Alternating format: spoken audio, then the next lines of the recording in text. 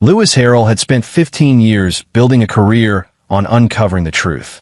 As a genealogist and historical researcher, he specialized in finding people who didn't want to be found, tracking down missing heirs, reuniting families torn apart by time and circumstance, and occasionally helping law firms locate witnesses for cold cases.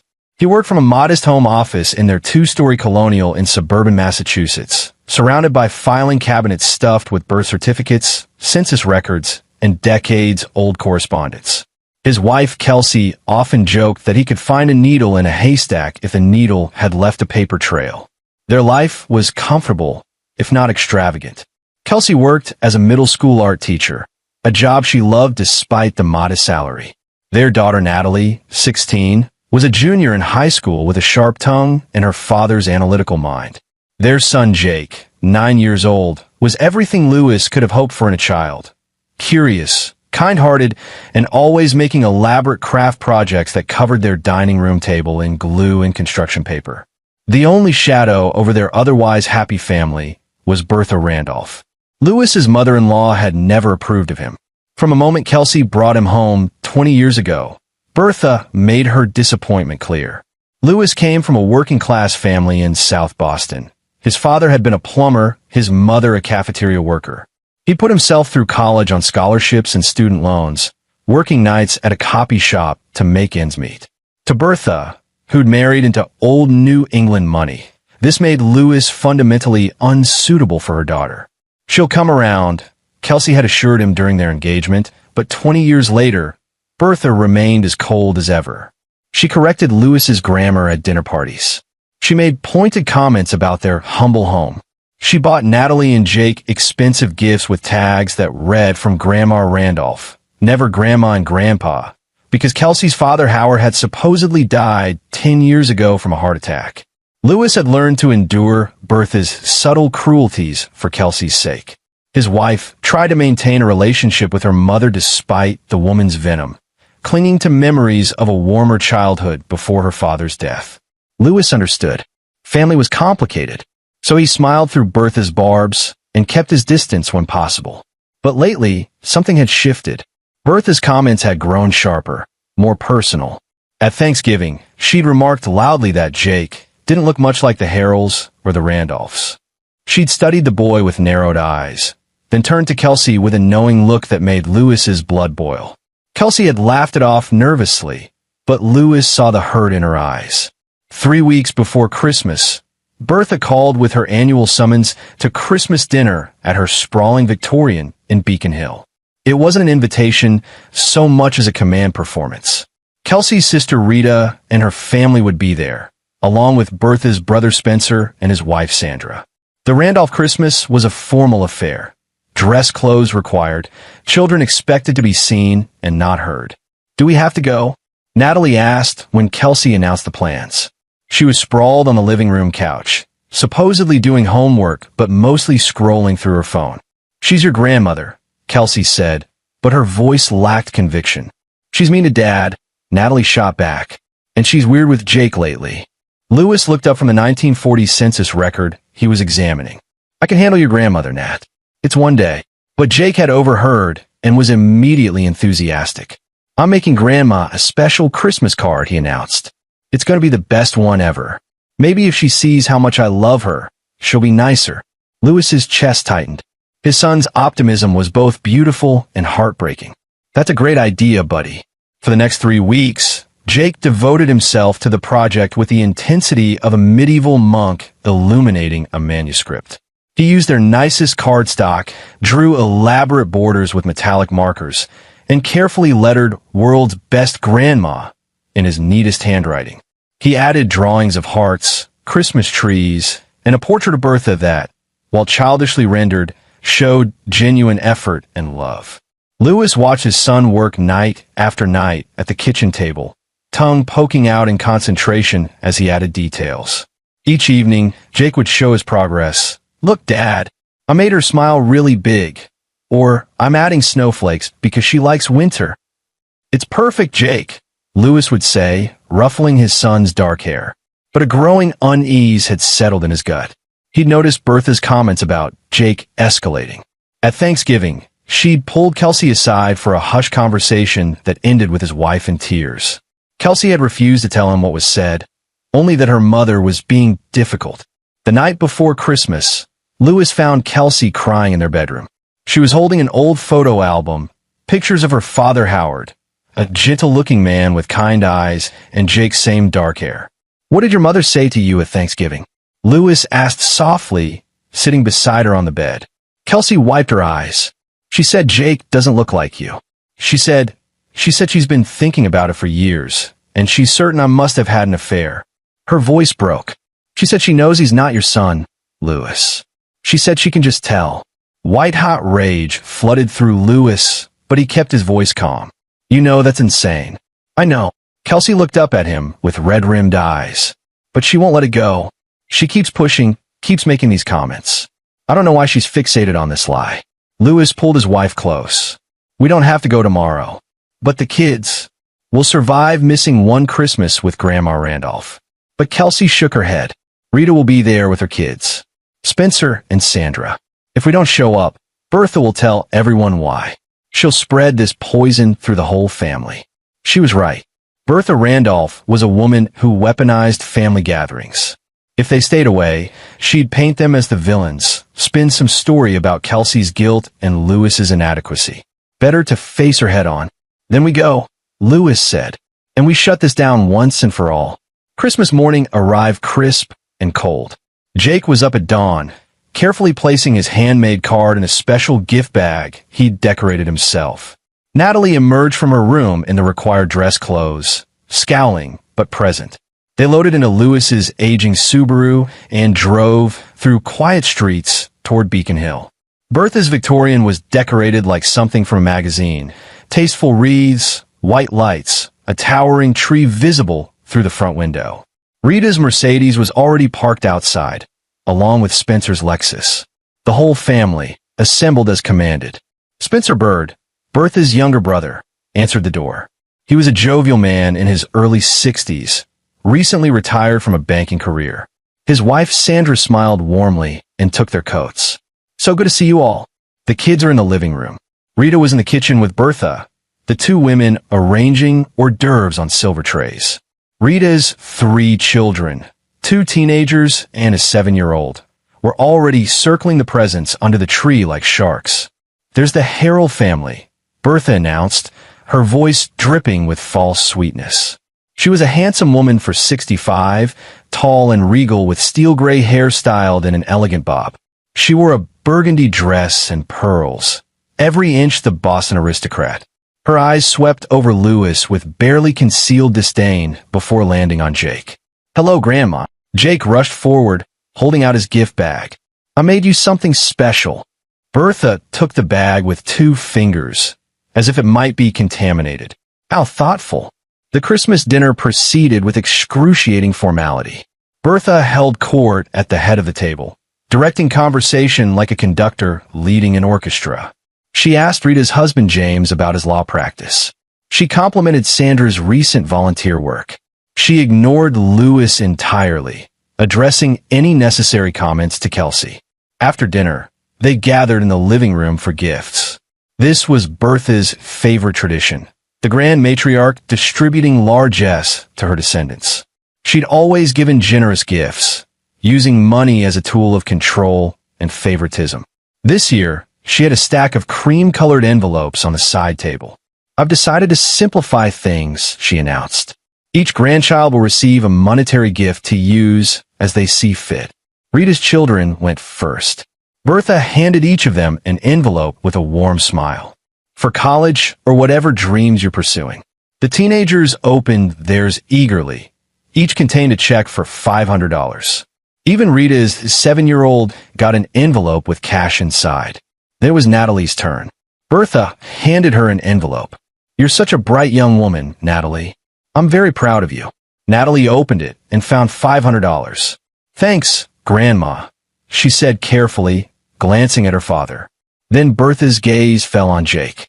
The boy stepped forward eagerly, expecting his envelope. The room fell silent. Bertha looked at him with cold eyes and said nothing. "Grandma," Jake prompted uncertainly.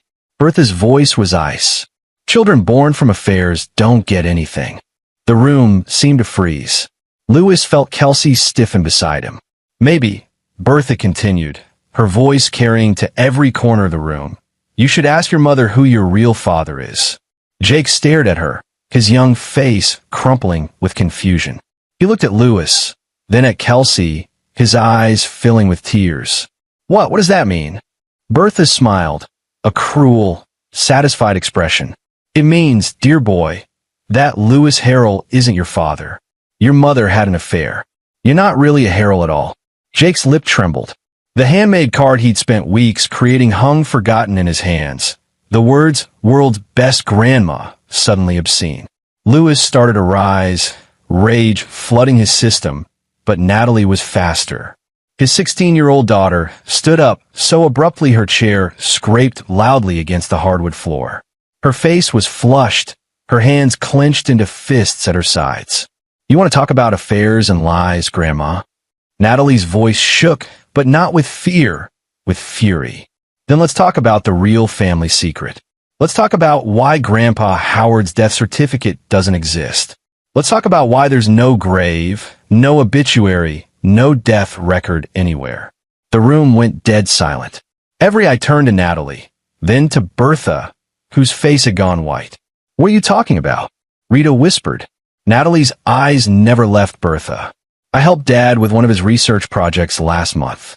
We were looking up old census records and public documents, and I got curious about our own family tree. So I searched for Grandpa Howard's death certificate.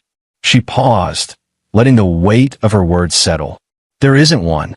In fact, there's no record of Howard Randolph dying at all, which is really strange, don't you think, Grandma? Unless he's not actually dead. Bertha's carefully composed mask cracked. You don't know what you're talking about. You're a child. I'm 16. Old enough to use the internet. Old enough to search public records. Natalie pulled out her phone. I even found something interesting.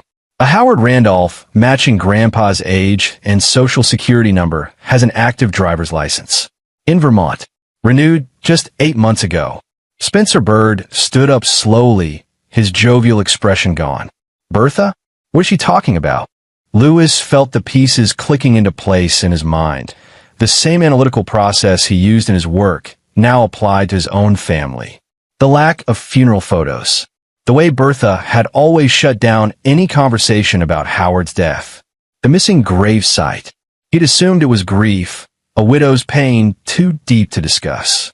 But Natalie's words had ripped away that assumption, revealing something far darker underneath.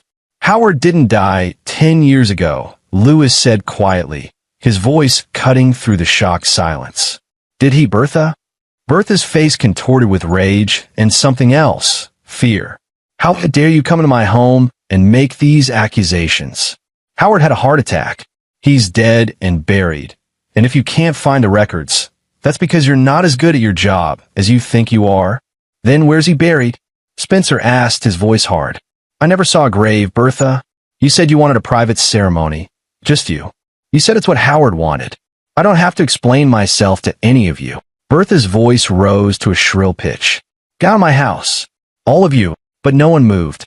Rita was staring at her mother with dawning horror. Sandra had her hand over her mouth. James, the lawyer, had his phone out, his expression thoughtful. Lewis walked slowly to where Jake stood frozen, tears streaming down his young face. He knelt beside his son and pulled him into a tight embrace. Jake, listen to me. I am your father. I have been since the day you were born. Your grandmother is lying because she's a cruel woman who wants to hurt people. Nothing she said is true. But why would she say that? Jake sobbed against Lewis's shoulder. I don't know yet, buddy, but we're going to find out. Lewis stood, keeping Jake close, and looked directly at Bertha. The woman was trembling with rage, her carefully maintained composure shattered. In that moment, Lewis made a decision.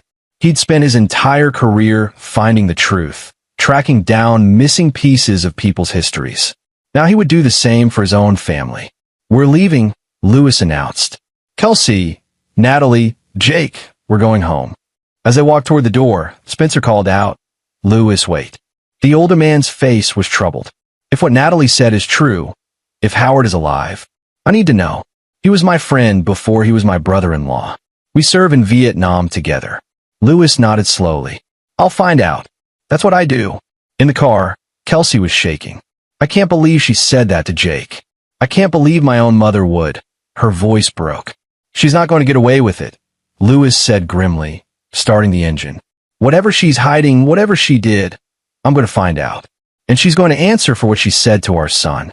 Natalie reached forward from the back seat and squeezed her father's shoulder. I'm sorry I didn't tell you before, Dad. I only found that stuff 2 days ago, and I wasn't sure what it meant. But when she attacked Jake like that, her voice hardened. She had it coming. You did good, Nat, Lewis said.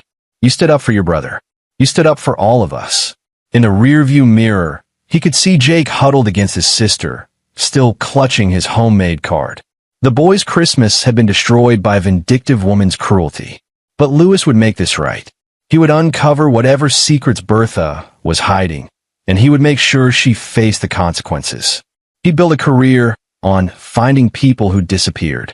Now he had the most important case of his life, finding out what really happened to Howard Randolph and discovering why Bertha would tell such a vicious lie about her own grandson. The hunt had begun. The day after Christmas, Lewis sat in his home office, staring at his computer screen. Kelsey had called in sick to work, unable to face the world after the previous day's disaster. Jake had barely spoken since they got home, spending most of his time in his room with his door closed. Even Natalie, usually resilient, seemed shaken by the confrontation. Lewis had slept maybe 2 hours, his mind racing with questions. Now, fueled by black coffee and righteous anger, he did what he did best. He started digging. Natalie's discovery was the starting point. A Howard Randolph with a matching birth date and the right social security number, with an active Vermont driver's license. Lewis pulled up the database he used for work, entered the information, and waited as the system searched. The results made his breath catch. Howard Randolph, age 72, residing at 147 Maple Ridge Road, Brattleboro, Vermont. Utility bills in his name. Property taxes paid. A phone number listed. Howard Randolph was alive. Not just alive, but living a normal life 3 hours north of Boston. Lewis sat back in his chair, mind reeling. Bertha had told everyone her husband died of a heart attack 10 years ago. There had been a funeral. At least, Bertha claimed there had been. She'd told everyone it was private. No visitors per Howard's wishes. She'd inherited his estate, collected life insurance, and spent a decade playing the wealthy widow. But if Howard was alive, that meant insurance fraud. Probably identity fraud. Possibly other crimes Lewis didn't even know about yet. The question was why? Why would Howard disappear? Why would he let everyone think he was dead? And why would Bertha perpetuate this lie? Lewis pulled up his case notes from hundreds of previous searches. He'd found missing persons before, runaways, estranged parents, witnesses to decades-old crimes. Each disappearance had a story. Often, people vanished because they were running from something: debt, abuse, legal troubles. Sometimes they were running towards something: a new life, a secret family, freedom from an intolerable situation. What had Howard Randolph been running from? Lewis began methodically searching public records from 10 years ago. Property transfers, court filings, anything that might provide context. He found a deed transfer for the Beacon Hill Victorian. Ownership had passed from Howard and Bertha joint to Bertha sole in October 2015. A death certificate would have made that automatic. Without one, there should have been other paperwork. Lewis dug deeper into the Suffolk County records and found it. A quitclaim deed, signed by Howard, transferring his interest to Bertha. That signature was dated September 2015, a month before Howard died. A man giving away his share of a multi-million-dollar property, then conveniently dying a month later. That wasn't just suspicious. It was a clear sign something had been orchestrated. Lewis made coffee and kept searching. Hospital records from 2015 showed Howard Randolph admitted to Mass General in August for chest pains. He'd been kept for observation, then released. No heart attack. No death. He'd walked out of that hospital alive. Then the trail went cold. No more credit card purchases. No more utility bills. Nothing in Massachusetts after September 2015. But Vermont told a different story. Howard Randolph appeared there in January 2016, renting a small house in Brattleboro. He'd kept a low profile. No social media, no public presence. But he was there, living quietly in a small Vermont town, while his wife told everyone he was dead. Lewis picked up his phone and dialed the Vermont number. It rang 4 times before a man's voice answered, rough with age, but alert. Hello. Lewis took a breath. Is this Howard Randolph? A long pause. Then, carefully, who's asking? My name is Lewis Harrell. I'm married to your daughter Kelsey. The silence stretched so long Lewis thought the man had hung up. Then, oh God. Kelsey. How is she? She thinks you're dead, Mr. Randolph. She's thought that for 10 years. Another long silence. When Howard spoke again, his voice was thick with emotion. I tried to reach out. Years ago, Bertha said, she said the girls didn't want to hear from me. She said I destroyed the family and they wanted nothing to do with me. Lewis's grip tightened on the phone. That's not true. Kelsey mourned you. She still talks about you, still misses you. Jesus. Howard's voice broke. I should have tried harder. I should have. But I was so tired, so broken. I just wanted peace.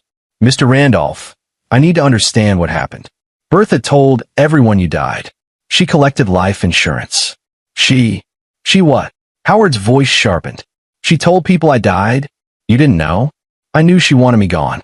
I knew she made my life hell until I couldn't take it anymore. But life insurance? Christ, she must have forged my signature on something. I never signed any life insurance documents saying I was dead. Can we meet? Lewis asked. I need to hear the whole story. Your daughter needs to hear it. Because yesterday, Bertha attacked our 9-year-old son at Christmas dinner. She told the whole family that my wife had an affair and that Jake isn't mine. She said it to hurt him, to hurt all of us. And I think it's connected to whatever happened 10 years ago. Howard was quiet for a long moment. She's gotten worse, hasn't she? The cruelty. I thought maybe when I left, she'd calm down, find peace. But she can't. It's in her nature. Tell me, Lewis said. And Howard Randolph began to talk. He spoke for nearly an hour, his words painting a picture of a marriage that had slowly descended into psychological torture. Bertha had always been controlling, but after her father died and left her a substantial inheritance, she'd become impossible. She criticized everything Howard did, belittled him in front of their daughters, made him feel worthless in his own home. She had affairs, Howard said quietly. Multiple affairs over the years. She'd throw them in my face, tell me I wasn't man enough for her. When I tried to leave, she'd threaten to destroy me, tell everyone I was abusive, turn the girls against me, take everything. She had money and connections. I was just a middle manager at an insurance company. I knew she could do it. So you disappeared. I had a health scare. The chest pains, the hospital stay. And while I was lying there, I realized I had a choice. Stay and let her kill me slowly, or leave and have a chance at peace. Spencer Bird, Bertha's brother. He was the only one who knew the truth. He helped me, got me set up in Vermont, helped me establish a new life. He said he'd watch over the girls, make sure they were okay.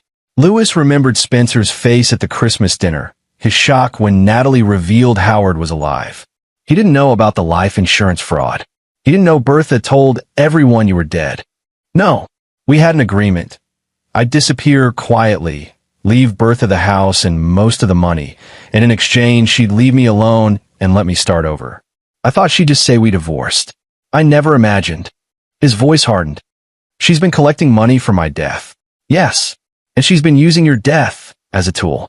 She talks about you constantly, uses your memory to manipulate Kelsey. And now she's spreading lies about my son, saying he's not really part of the family. Howard was quiet. Then, she's projecting. She always did that. Whatever she was guilty of, she'd accuse others of doing. If she's saying Kelsey had an affair. He paused. There was a time, about a year before I left, when Bertha became obsessed with the idea that Rita wasn't mine. She kept saying Rita didn't look like me, that she must be another man's daughter. It wasn't true. Rita is mine, I'm certain of that. But Bertha couldn't let it go. I think in her twisted mind, she was justifying her own affairs by trying to convince herself that I'd had one too. The pieces were falling into place. Bertha's accusations against Jake weren't random cruelty. They were a pattern, a pathological need to project her own sins onto others. "Mr. Randolph, I need your help," Lewis said. "I'm going to expose what Bertha has done. The fraud, the lies, the manipulation. But I need evidence, and I need you to come back. I don't know if I can face her again." "You don't have to face her.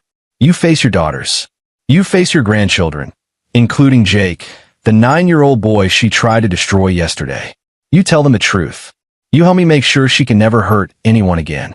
Howard was silent for a long time. When he spoke, his voice was stronger. "What do you need me to do?" Lewis spent the next hour outlining his plan. He'd continue gathering evidence, financial records, insurance documents, witness statements. Howard would provide documentation from his side, the quitclaim deed he'd signed under duress, evidence of Bertha's threats, proof that he'd never authorized her to declare him dead. "Spencer will help," Howard said. "He's a good man. He helped me disappear because he knew Bertha was destroying me, but he never knew about the fraud. He'll be livid when he finds out." "One more thing," Lewis said. "Why now? Why did Bertha suddenly escalate to attacking Jake?" Howard sighed. "If I had to guess, you're not from her world, Lewis. You're not old money, not part of her social circle. She's probably been resentful of you from the start, but she kept it under control while the kids were young.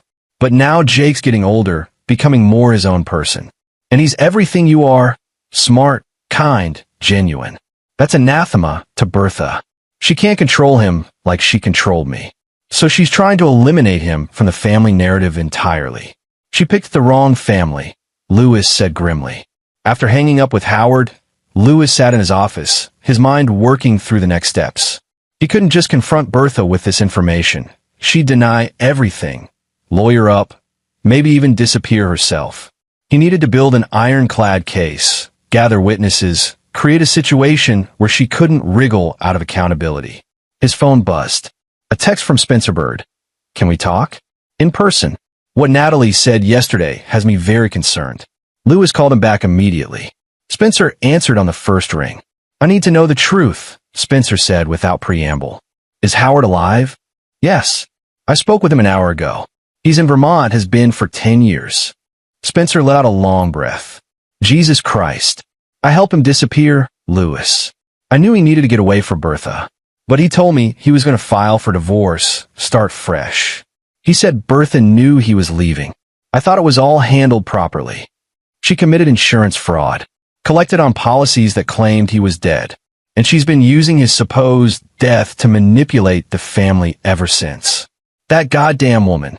Spencer's voice was filled with disgust. "I always knew she was difficult, but this is criminal. Literally criminal. I need your help," Lewis said. "I need to expose her, but I need to do it in a way that leaves no doubt about what she's done. No room for her to spin a story or play the victim." "What do you need?" "First, I need you to act normal around her. Don't let on that you know anything. Second, I need you to help me gather the family, everyone, for a meeting. Not at her house, somewhere neutral. And I need Howard there. When? Soon, before she can regroup and mount a defense. She's scared right now. Natalie rattled her yesterday. We need to strike while she's off balance." Spencer was quiet for a moment. "New Year's Eve. Sandra and I always host a party. We'll make it a family gathering. Tell Bertha it's to clear the air after the Christmas disaster. She'll come because she'll want to control the narrative." "Perfect. Can you get Rita and her family there too?" "Leave that to me." Rita was shaken by what happened. "She'll want answers." Lewis hung up and immediately started compiling his evidence. He pulled life insurance records through a contact at his work, legally gray area, but he'd cross that bridge later. Sure enough, Bertha had filed claims on 2 policies totaling nearly $1 million in 2015, using fraudulent death certificates. The documents bore what appeared to be Howard's signature and a doctor's certification of death. Lewis compared the signature to ones he'd found in earlier records. The handwriting was similar, but not identical. Probably forged by Bertha herself. The doctor listed on the death certificate was real, but when Lewis called the office, they had no record of treating Howard Randolph or certifying his death. It was amateur fraud, really. Bertha had relied on the fact that no one would question a grieving widow, that the paperwork would slide through without scrutiny. And it had worked for a decade. But now Lewis had her. He compiled everything into a folder. The fraudulent death certificates, the insurance claims, the Vermont property records showing Howard alive and well, phone records proving Lewis had spoken with Howard that very day. He added Howard's own testimony, recorded with permission, describing Bertha's abuse and the circumstances of his disappearance. Then he added one more element, a dossier on Bertha's affairs. Howard had named 3 men she'd been involved with during their marriage. Lewis tracked them down through his databases. 2 were willing to give statements. 1 even had old emails from Bertha, graphic and damning, proving the affairs beyond any doubt. By the time Kelsey came into his office that evening, Lewis had built a case that would destroy Bertha Randolph. "What are you doing?" Kelsey asked, her eyes red from crying. Lewis turned in his chair. "Sit down, honey. I need to tell you something, and it's going to be hard to hear." He told her everything. About Howard being alive. About the fraud. About Spencer's involvement in Howard's disappearance and his ignorance of the insurance scheme. About the abuse Howard had endured. Kelsey listened in stunned silence, tears streaming down her face. When Lewis finished, she was quiet for a long time. "My father's alive," she finally whispered. "Yes. And my mother let me think he was dead for 10 years. Yes." Kelsey stood abruptly, her grief transforming into rage. "She let me mourn him. She comforted me at his fake funeral. Her voice broke. She told me he loved me, that his last words were about Rita and me. She sat with me while I cried, and the whole time she knew he was alive." Lewis went to her, held her while she sobbed against his chest. "We're going to make this right." "How? How do you make this right?" "We expose her. We show everyone exactly what she is. And we make sure your father gets to meet his grandson, the boy she tried to convince everyone isn't part of this family." Kelsey pulled back, wiping her eyes. "When New Year's Eve, Spencer's hosting a gathering. Your father will be there, and so will proof of everything Bertha has done." "I want to see him," Kelsey said suddenly. "My father. Before the party. I need to see him." Lewis nodded. "I'll call him. We'll drive to Vermont tomorrow." That night, Lewis explained the plan to Natalie. His daughter listened intently, her sharp mind processing every detail. "You're going to destroy her," Natalie said when he finished. It wasn't a question. "Yes." "Good." Natalie's expression was fierce. "What she said to Jake, nobody gets to do that to my little brother." "You started this," Lewis said. "Your research, your courage to speak up, that's what cracked this whole thing open." Natalie shrugged, but he could see she was pleased. "I knew something was off. Grandma's always been mean, but the way she looked at Jake, it was like she wanted to erase him. I couldn't let that happen." The next morning, Lewis, Kelsey, and both kids drove to Vermont. Jake was quiet in the back seat, still withdrawn from the Christmas trauma. Natalie held his hand, her presence a steady comfort.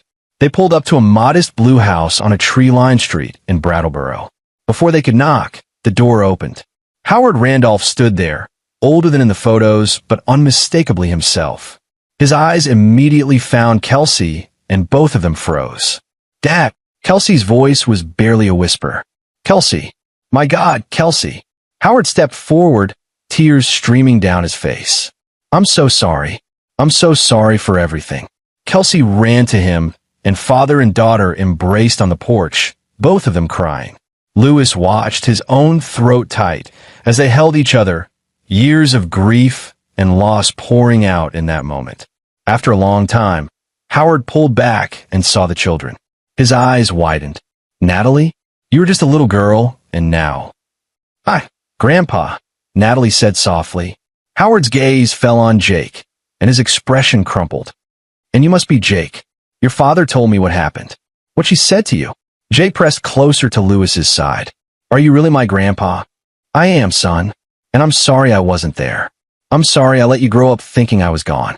They went inside, and over coffee and sandwiches, Howard told his story again, this time to his daughters. He explained the abuse, the affairs, the impossible situation Bertha had created. He showed them the quitclaim deed he'd signed, believing he was buying his freedom with a share of the house. "I thought she'd just tell people we divorced," Howard said. I never imagined she'd fake my death. Spencer called me yesterday, after your Christmas dinner. He told me what Natalie said, and I realized what Bertha had done. The insurance money, the whole charade. I feel like such a fool. You were a victim, Kelsey said fiercely. She manipulated you, abused you, drove you away, and then she used your absence to manipulate all of us. Rita arrived an hour later. Spencer had called her with the truth. The reunion between the sisters and their father was emotional and cathartic. Rita cried harder than Kelsey, apologizing over and over for not questioning their mother's story more thoroughly. She said you wanted a private funeral, Rita sobbed. She said you didn't want any fuss. And I believed her because I didn't want to think about you being gone. It was easier to just accept what she said. By the time they left Vermont that evening, the plan for New Year's Eve was set. Howard would return to Boston with Spencer, stay at his house, and prepare to face the family and his wife for the first time in a decade. The final piece of the puzzle would be Bertha's public reckoning. Not just the family knowing the truth, but consequences. Real consequences. Lewis spent the next few days contacting everyone he needed. He spoke with an insurance fraud investigator, providing all his evidence. He contacted a lawyer Spencer recommended, someone who specialized in white-collar crime.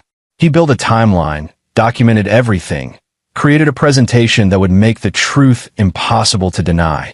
He also did one more thing. He looked into Bertha's recent finances. If she committed fraud once, there might be more. And sure enough, he found irregularities. Small ones, inflated expense reports to charities where she volunteered, insurance claims for jewelry she'd never owned, creative tax deductions that crossed the line into fraud. Bertha Randolph had been getting away with deception for so long, she'd become careless. On New Year's Eve morning, Lewis received a text from Spencer. Everything's set. Bertha thinks this is a reconciliation dinner. She's bringing her lawyer, a friend of hers named Marcus Farley. Be prepared for her to be defensive. Lewis smiled grimly. Let her bring a lawyer. Let her bring 10 lawyers. The truth didn't need a defense. That evening, the Harrell family dressed carefully. Kelsey wore a simple black dress, her armor for the battle ahead. Natalie chose a blue outfit that made her look older, more mature. Jake wore his best clothes, his young face serious. Am I going to see Grandpa Howard? Jake asked as they drove to Spencer's house. Yes, Lewis said. And you're going to see something else too. You're going to see that people who do bad things don't get away with it forever. Justice might take time, but it always comes. Spencer's house was a modern colonial in Brookline, elegant but less ostentatious than Bertha's Victorian. When they arrived, Rita and James were already there with their children. Sandra greeted them warmly, though her eyes were troubled. Bertha's in the living room, she murmured. She's already on edge. She knows something's wrong. In the living room, Bertha sat ramrod straight on the sofa, her lawyer Marcus Farley beside her. She wore a cream-colored suit and her signature pearls, every inch the dignified matriarch. But her eyes were wary, darting between family members. So, she said coldly when she saw Lewis. The whole family gathered. I assume you've all been poisoning each other against me with lies and accusations. No lies, Lewis said calmly. Just truth. And evidence. He set his laptop on the coffee table and connected it to Spencer's television. Before we begin, I want to make something clear. Everything I'm about to show you is documented, verified, and will be provided to the appropriate authorities. You're welcome to have your lawyer review it. Marcus Farley leaned forward. What is this about, Mr. Harrell? Insurance fraud, identity fraud, and a decade of deception. Also relevant, defamation of character regarding my son. Bertha's face went white. This is ridiculous. Spencer, are you going to allow this man to attack me in your home? Spencer's voice was hard. I'm going to allow the truth, Bertha. Something you've never been comfortable with. Lewis pressed a button, and the television screen lit up. Let's start with the central lie. 10 years ago, Bertha told this family that Howard Randolph died of a heart attack. She held a private funeral. She collected life insurance. She mourned publicly and used Howard's memory to manipulate her daughters. He pulled up the fraudulent death certificates, the insurance claims. Here's the paperwork she filed. Death certificates signed by a doctor who has no record of ever treating Howard. Insurance claims for nearly $1 million. This is absurd, Bertha said, but her voice lacked conviction. Howard is dead. I have his ashes. No, you don't, Lewis interrupted. Because Howard Randolph is alive. In fact, he's here. Howard! The door to Spencer's study opened, and Howard Randolph walked into the living room. The reaction was immediate and dramatic. Rita gasped and stood up. Her children stared in shock. Even Marcus Farley looked stunned. But it was Bertha's reaction that was most telling. She didn't look surprised. She looked trapped. Her eyes widened. Her face went from white to red, and her hands clenched on her purse. Hello, Bertha, Howard said quietly. It's been a long time. Bertha stood abruptly. You have no right to be here. You left. You abandoned this family. I left to save my life, Howard interrupted, his voice stronger. You made my existence hell. You cheated on me, belittled me, threatened me. When I finally couldn't take it anymore, you made me sign over the house and promise to disappear. You said you'd tell everyone we divorced. Instead, you faked my death and collected insurance money. Prove it, Bertha spat. Lewis pulled up more documents. Here's the quitclaim deed Howard signed, giving you the house. Notice the date, September 2015, a month before you claimed he died. Here's Howard's testimony, recorded and notarized, describing the circumstances. Here's documentation of his life in Vermont for the past 10 years. Property records, tax returns, utility bills. And here, he pulled up the final damning piece. Here's a statement from the doctor whose signature appears on the death certificates. He never treated Howard. He never certified anyone's death.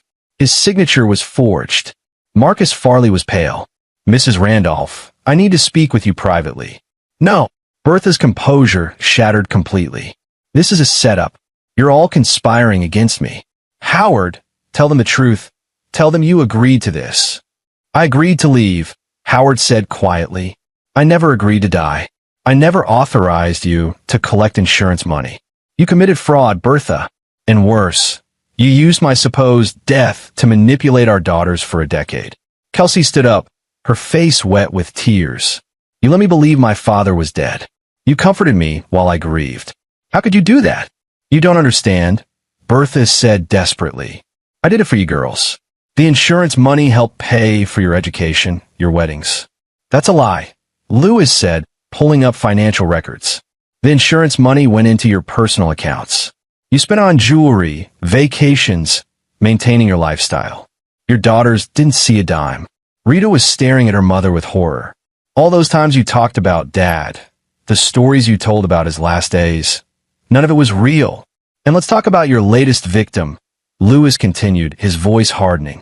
On Christmas Day, you told my 9-year-old son that he was born from an affair. You publicly humiliated him and his mother. You tried to exclude him from this family. What? Bertha's mouth opened and closed. I had concerns. You had no concerns. You had cruelty.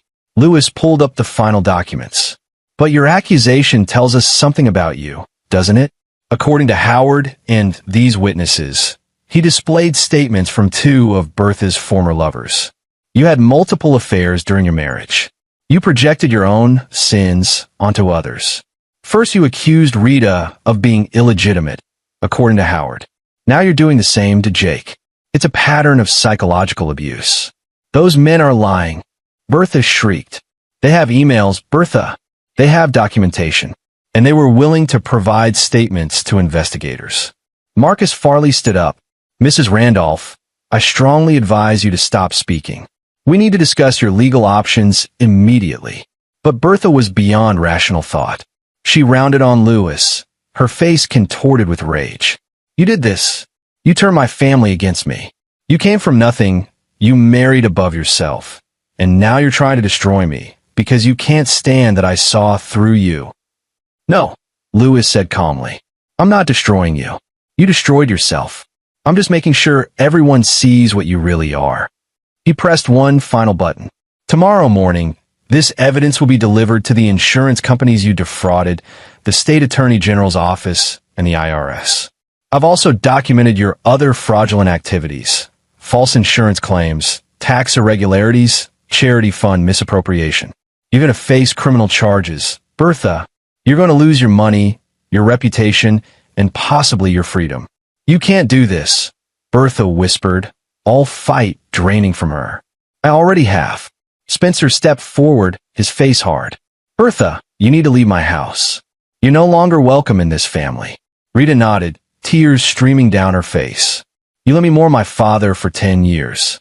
You're dead to me now. Even Marcus Farley looked disgusted.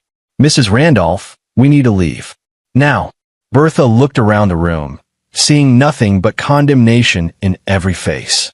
Her carefully constructed world was crumbling, and there was no one left to manipulate, no story she could spin to escape. This isn't over, she said, her voice shaking. I'll fight this. You'll lose, Lewis interrupted, because the truth is stronger than your lies ever were. Bertha gathered her coat and purse with trembling hands. As she walked to the door, Jake appeared from where he'd been waiting in the next room. He looked up at her, his young face solemn. You're not my grandma anymore, Jake said clearly. Real grandmas don't hurt people. It was the final blow. Bertha's face crumpled, and she fled from the house, Marcus Farley hurrying after her. In the silence that followed, Howard walked over to Jake and knelt down. You're absolutely right, young man, and I hope you'll give me a chance to be the grandfather you deserve. Jake studied him seriously, then nodded. Okay, but you have to promise not to disappear again. I promise, Howard said, his voice thick with emotion. I'm not going anywhere.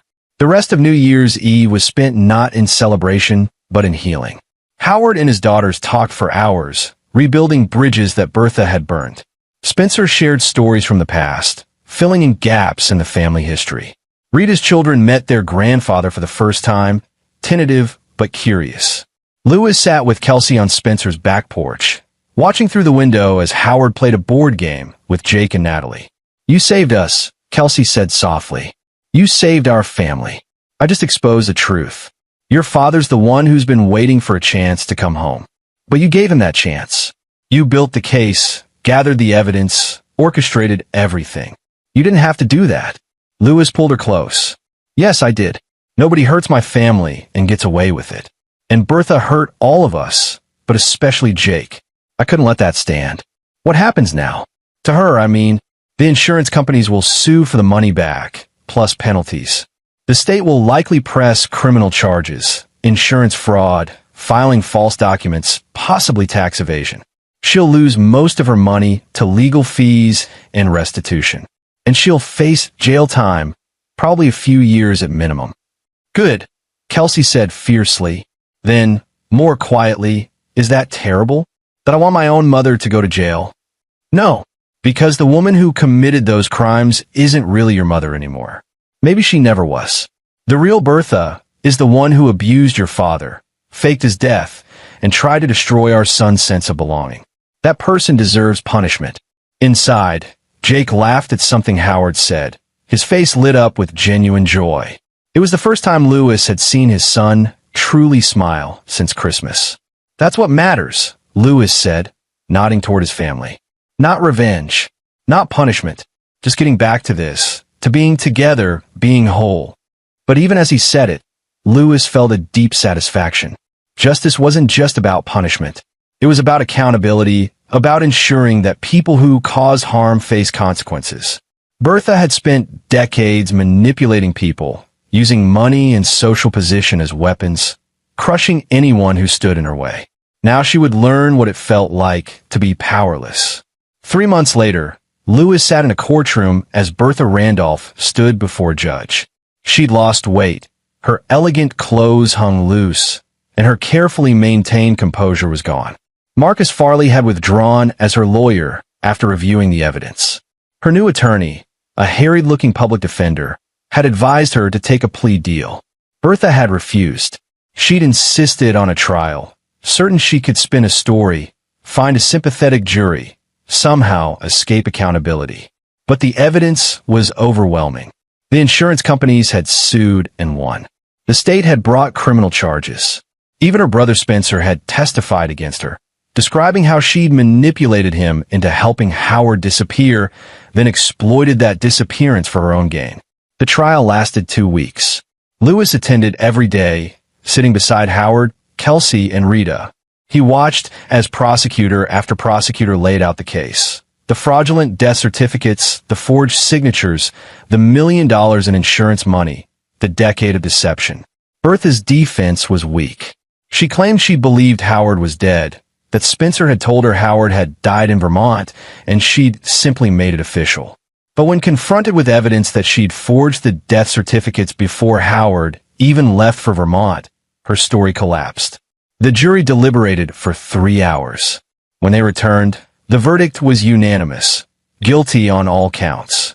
Now, at sentencing, Bertha stood before the judge. The prosecutor recommended 8 years in prison. The defense begged for leniency, citing Bertha's age and her previously clean record. The judge listened to both sides, then looked directly at Bertha.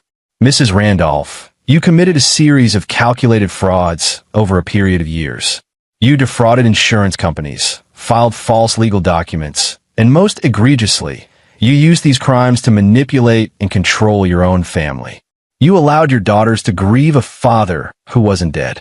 You collected money that didn't belong to you. And when confronted, you attempted to destroy a 9-year-old child's sense of identity and belonging to cover your crimes." Bertha's lawyer started to speak, but the judge held up a hand. "The court finds these crimes particularly heinous because of the psychological harm inflicted on the victims. This wasn't just financial fraud, it was emotional abuse on a massive scale." The judge paused. "I sentence you to 6 years in federal prison, followed by 5 years of supervised release. You will also pay full restitution to the insurance companies, plus penalties, and you will be permanently barred from serving as executor or trustee of any estate." Bertha swayed on her feet. 6 years. At her age, it was a significant portion of her remaining life. The bailiff moved to escort her out, and Bertha's eyes swept the courtroom one last time. They landed on Lewis. For a moment, their gazes locked. Lewis saw hatred there, but also something else. A dawning recognition that she'd finally met someone who wouldn't be manipulated, who wouldn't back down, who'd matched her move for move and won. Then she was led away, and it was over. Outside the courthouse, reporters swarmed. The case had attracted media attention as a lurid tale of wealthy fraud and family betrayal. Lewis ignored them, walking with his family to where Spencer had parked. "It's done," Howard said quietly. "It's really done. How do you feel?" Kelsey asked her father. Howard considered the question. "I feel free. For the first time in 20 years, I feel free." That evening, the extended family gathered at Lewis and Kelsey's house, something that would have been unthinkable 6 months earlier. Howard was there, now living in a small apartment in Cambridge, close to his daughters. Spencer and Sandra came, bringing their warmth and their regret for not seeing through Bertha's deception sooner. Rita and James brought their children. And most importantly, Jake was there, no longer confused or hurt, but surrounded by a grandfather who doted on him, cousins who included him, and a family that had finally been purged of its poison. They sat around the dinner table, passing dishes and sharing stories, building new memories to replace the ones Bertha had tainted. At one point, Jake disappeared and returned carrying a large cardboard rectangle. "Grandpa Howard, I made you something," Jake said shyly. It was a card, elaborately decorated with markers and stickers, just as ornate as the one he'd made for Bertha. This one read, "World's Best Grandpa," in careful letters. Howard took it with trembling hands, his eyes filling with tears. "Thank you, Jake. This is the best gift I've ever received." Lewis watched his son beam with pride, watched his wife smile through happy tears, watched a family that had been broken finally become whole. Justice had been served, not just in a courtroom, but here, in this moment, in this house full of people who loved each other honestly. Later that night, after everyone had left and the kids were in bed, Lewis stood in his office looking at the framed photograph Kelsey had given him as a thank you gift. It showed the whole family at Thanksgiving. Howard in the center, surrounded by his daughters and grandchildren, everyone smiling. "No regrets?" Kelsey asked from the doorway. Lewis turned to his wife. "About exposing your mother?" "No. She made her choices. She hurt people. Someone had to stop her. You didn't just stop her. You gave us my father back. You gave her children their grandfather. You showed Jake that family isn't about biology or money or social status. It's about love and loyalty and standing up for each other. That's what family does, Lewis said simply. Kelsey crossed the room and wrapped her arms around him. That's what you do. You're the strongest man I've ever known, Lewis Harrell. And I'm grateful every day that you're my husband and my children's father. Lewis held her close, thinking about the journey they'd taken. From that terrible Christmas to this moment of peace. From Bertha's cruel accusation to Jake's rebuilt confidence. From Howard's hidden exile to his joyful return. It had taken intelligence, patience, careful planning, and the courage to confront a powerful woman who'd spent decades terrorizing people into submission. But had been worth it. Because at the end of the day, the truth had won. Love had won. And the family, the real family, the one built on honesty and kindness, had survived. In his bedroom, Jake was already asleep, his homemade card for Howard carefully placed on his nightstand. Tomorrow he'd go to school and tell his friends about his grandfather who'd come back from the dead. He'd talk about the trial he'd watched with his parents. He'd mention casually that sometimes bad people do bad things, but good people make sure they don't get away with it. And he'd grow up knowing that he was loved, that he belonged, and that his father would always fight for him. Not with fists, but with truth, with evidence, and with an unwavering commitment to justice. That was the real revenge. Not Bertha's imprisonment, though that was satisfying. Not the money she'd lost or the reputation she destroyed. The real revenge was this. A family she tried to tear apart, now stronger than ever. A grandson she'd tried to exclude, now loved and accepted by everyone who mattered. A son-in-law she'd despised and tried to humiliate, now the hero who'd save them all. Bertha Randolph had lost everything, and the Harrell family had gained everything that mattered. Lewis turned off the lights in his office, leaving behind the files and documents that had brought Bertha down. That chapter was closed.